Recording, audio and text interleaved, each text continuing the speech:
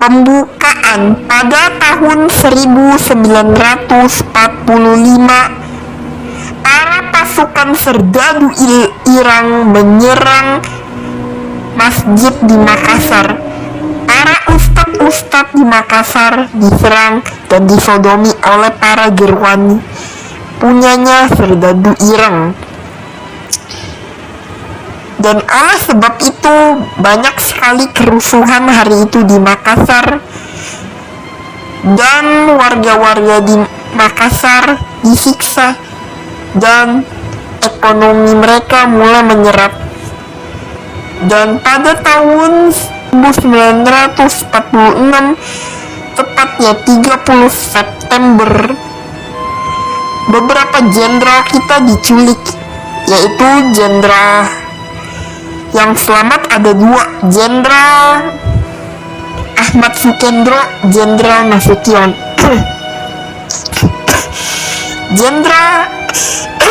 Jenderal Sukendro itu selamat akibat dugem dan berbuat maksiat bersama Elvi, membuatnya tidak ada di rumah di malam itu.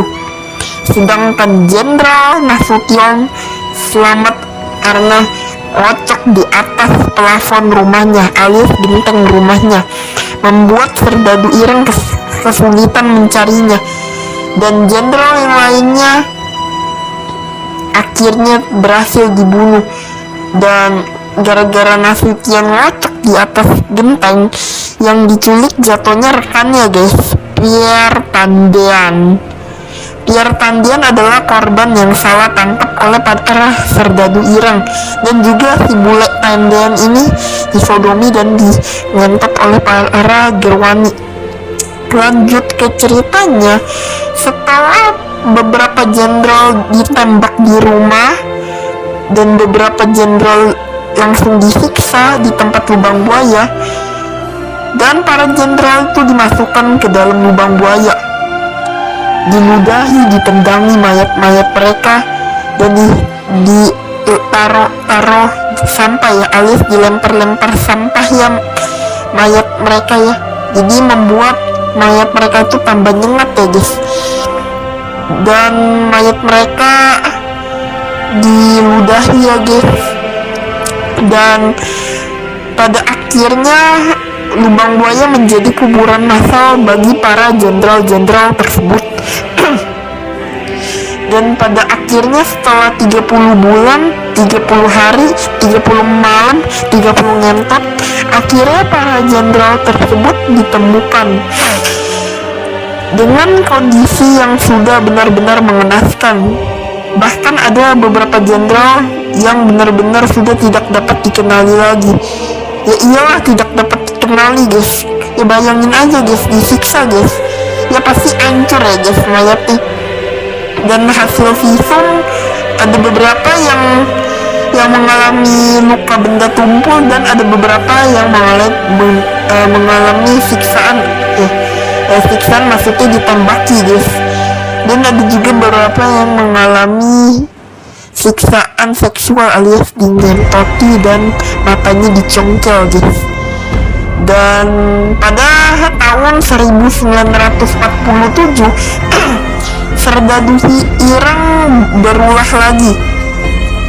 Ia menyerang Surabaya dan menyerang etnis Tionghoa. Karena serdadu Iran ini sangat benar-benar fanatik dengan orang berkulit putih ya, karena mereka itu hitam, kulitnya hitam pekat sampai di malam hari itu tidak kelihatan. Dan pada akhirnya karena serdadu